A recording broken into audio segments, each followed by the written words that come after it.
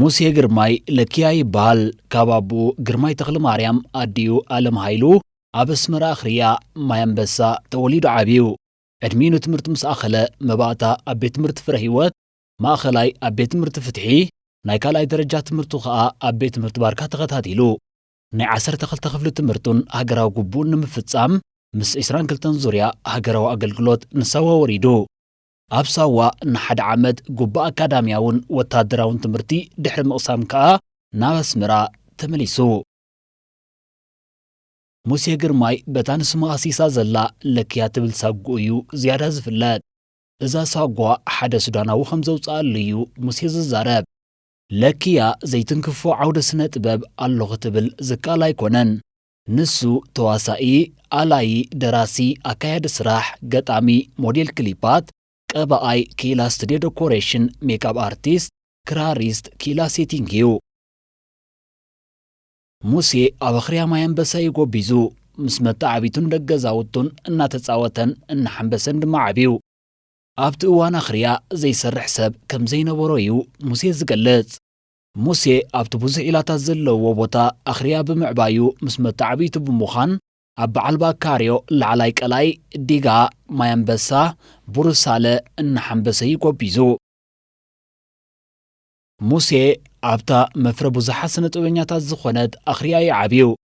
ኣኽርያ ንኸም በዓል ተመስገን ያረድ ዓንዲት ዕቑባይ ኪሮስ ኣስፋሃ ቃልኣብ ተወልደ መድን ሲካይ ዝኣመሰሉ ዓበይቲ ስነ ጥበበኛን ሃገርና ዘፍርየት እያ ካብዚኦም እናተምሃረ ከዓ ለኪያ ናይ ክራር ዓቕሙን ክእለቱን ክዕቢ ጀመረ ወላዲ ሙሴ ኣቶ ግርማይ እምብሬዛ ስለ ዝነበረ ኣብ ገዛውቱ ከየገርግር ኢሉ ምስኡ ሒዝዎ ይኸይድ ነበረ ምስ ወላዲኡ ብምዃን ከዓ ለኪያ ካብ ሚነዋለ ክሳብ ድራብሊ ኮኽ ኢሉ ከም ፋግሮ ፈለኛሞን ካልእ ሞያታትን ኣብዚ እዋን ክኢሉ ስለ ዝነበረ ከዓ ገዛውቱ ኣብዚ ሞያ ክዓቢ እምበር ኣብ ስነ ጥበብ ይጽበይዎ ይነበሩን እዚ ኩሉ ሞያታት ግን ለኪያ ቅድሚ ኣብ ስነ ጥበብ ምእታዉ ዝሰርሖ ዝነበረ እዩ ለኪያ ቆልዓ እንከሎ ኣቡኡ ኣቶ ግርማይ ወትሪ ቀዳም ናብ ሲኒማ ኢምፖሮ ሒዝዎ ብምኻድ ፊልምታት የሪኦ ነበረ ከም በዓል ባሩት 77 ባሕሪ እታደ ምቁር መርዝን ካልአን ዝኣመሰላ ዓበይትን ብሉፃትን ፊልምታት ሃገርና ድማ ይዕዘብ ነበረ ቁሩብ ግቡዝ ምስ በለውን እንተኾነ ለኪያ ነዚ ልምዲ ምስ ዓርኮ ይዕብዮ ብምዃን ቀዳም ናብ ሲኒማታት ብምኻድ ቀፂልዎ እዩ ፍቕራዊ ፊልምታት ምጀመረ እውን ከም ተመርዓውን ንባ ሽላ ከተማ ግራት ፈረቓ ዝኣመሰላ ፊልምታት እውን ይርኢ ነይሩ ንዕኡ ንዓርኩ ይዕብዮን ዝኾነት ፊልም ተሓልፎም ከም ዘይነበረት ከዓ እዩ ለኪያ ንድሕሪት ተመሊሱ ዝዕልል እዚ ኩሉ ፊልምታት ሓደ ድሕሪ ሓደ ኣብ ርእሲ ሙሴ ይኽዘን ነበረ እሞም ነዚ ሕጂ በፂሕዎ ዘሎ ናይ ስነ ጥበብ ደረጃ እምነ ኩርናዕ ኾኖ ለኪያ ኣብ 2007 እዩ መፅሓፍ ጀሚሩ ካብ ሳዋ ምስ መፀ ከዓ ኣብ 2010 ነታ ድርሰት ንዮናስ ወድኺኮ ርእይዎ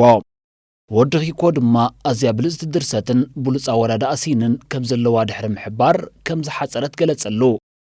እዛ ስራሕ እዚኣ ድማ ግዜ ወሲዳ በሲላን ሰፊሓን ካብ 32 ሲን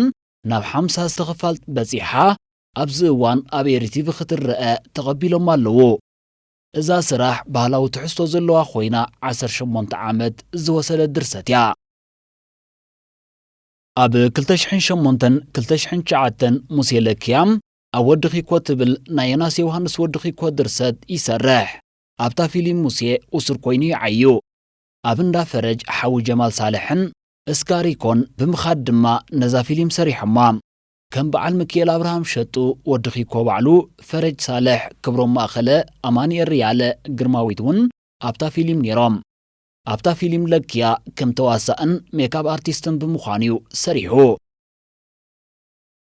ድሕርዛ ፊልም ለኪያ ብርክት ዝበሉ ስራሓት ክዓይ ጀመረ ገለ ካብተን ለኪያ ኢዱ ዘንበረለን ፊልምታት ምስ ንጠቅስ ከዓ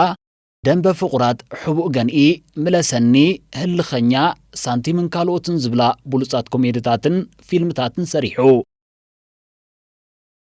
ኣብዚ እዋን ብስራት ኣረጋይ ኣልቡም ትሰርሕ ነበረት ንኽልተ ካብ ደርፍታታ ድማ ሚካኤል ኣብርሃም ሸጡ ከኣልየን ሒዝዎን ነይሩ ሸጡን ለኪያን ኣዕሩኽ ስለ ዝነበሩ ከዓ ንኽልቲአን ስራሕ ለኪያ ዓየየን ሙሴ ለኪያ ገና ተምሃራይ ሳልሳይ ክፍሊ እንከሎ እዩ ንኽራር መሊኽዋ ወላዲኡ አቶ ግርማይ እምብሬዛ ስለዝነበረ ሙሱቅ ከይድን ከሎ ለኪያ ጣውላብ ዝርየሉ እዋን ክራር ንኽሰርሖ ይምነ ነበረ ክራር ሰሪሑውን ምስ መተዓቢቱን ደገዛውቱን ብምዃን ካሃርማን ክላለያን ኪኢሉ ብዓብዩ ድማ አኩ ዮሐንስ ሃይሉ ንፉዕ ሓራ ምኽራር ስለዝነበረ ለኪያ ቆልዓ ኮይኑ ግርፊት ክራር አኩኡ ይዕዘብ ነበረ አኩኡ ኣብ ዝወፀሉ እዋን ከዓ ነታ ክራር እናሃረመ ክላለያን ክፈልጣን ከኣለ ገለ ካብተን ሙሴ ለኪያ ዝሰርሐን ፊልምታት ምስ ንጠቅስ ከዓ ዓሸራ ኸናሪ ተሓንበለ ዋሕኖ ንጌጋ ብጌጋ ፍጡሬ መሽጎራጉር ዘይቀትል ሕልሚ ሞሞናየ በርሀ ባዓርስቲ ማጫሎ ህልፋፀ ሳርታን ካልእን ሰሪሑ እታ ህልፋፀ ትብል ስራሕ ሙሴ ዓቕሙን ክእለቱን ዘመስክረላ ስራሕ እያ ሙሴ ኣብዛ ስራሕ ከም ተዋሳኢ ኣካያዲ ስራሕ ክኢላ ሴቲንግ ካልእን ኮይኑ ብምንጣፍ እታ ስራሕ ኣብ ውሽጢ ሓፂር እዋን ናብ ተዓዘብቲ ክትበፅሕ መሪሕ ተራ ተፃዊቱ ብዘይካዚ ሙሴ ኣብ ኩሉ ነገር ናይታ ፊልም ገዚፍ ኣበርክቶ ብምዕያይ ዓቕሙ ኣመስኪሩ እዩ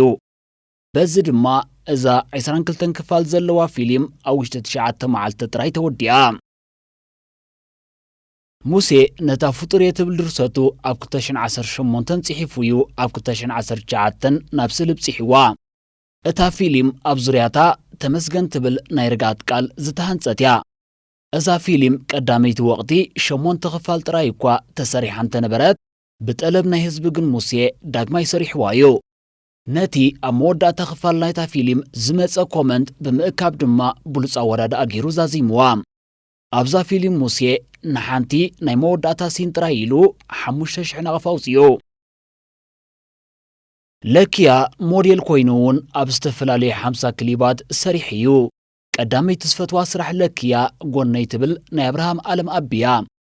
ኣብታ ስራሕ በዓል ሙሴ ብዙሕ ፀገማት እዮም ረኺቦም ገለ ካብኡ ማይናስን ኣብን ክሰርሑ ኢሎም ነታ ካብታ ዓባይ መርከብ መመላለሲቶም ዝነበረት ፈጣን ጃልባ ስለ ዝወሰድዋ ለኪያ ዝነበሮም ዝተረፉ ኣባላት ናይታ ጉጅለ ናብታ ዓባይ መርከብ ተመሊሶም ክምስሑ ይከኣሉን ነዚ ኩሉ ፀይሮም ኣብ መወዳእታ ዝሰርሕዎ መግቢ ከዓ ቅርብ ምሳበልዎ ካምሲን መፂኡ ሕውሱ ሳበለሎም በዘይካዚ እቲ ካምሲን ነቲ ዝሰርሕዎ ሴቲንግ እውን በቲኑሎም እዩ በዚ ድማ ለኪያ እዛ ስራሕ ብዙሕ መስዋዕቲ ከም ዝተኸፍላ ይሕብር ኣብ ውድድር ሻመት እውን ብልስቲ ስራሕ ተባሂላ ተሸሊማ እያ ብዘይካዚ ብፃይ ትብል ናይ ሳሙኤል ተዓገስ ስራሕ ኣብ ማይ ዕዳጋ እናሰኣልዋን ከለዉ ንለኪያ ምስ ብፆቱ ቃጽሎትን ምፍንጃር ናይ ሓንቲ ተሳኢና ዝነበረት ቦምብን ኣጋጢሞም ነይሩ እዩ ኣብ መጽሓፍ ዝነበረት ቅያ 18 ደቂቕ ናብ ሓጻር ፊልም ንምቕያር እውን ሙሴ ለኪያ ተሳቲፉ ነይሩ ኣብዛ ስራሕ ሙሴ ናይ ስፖርት እዩ ነይሩ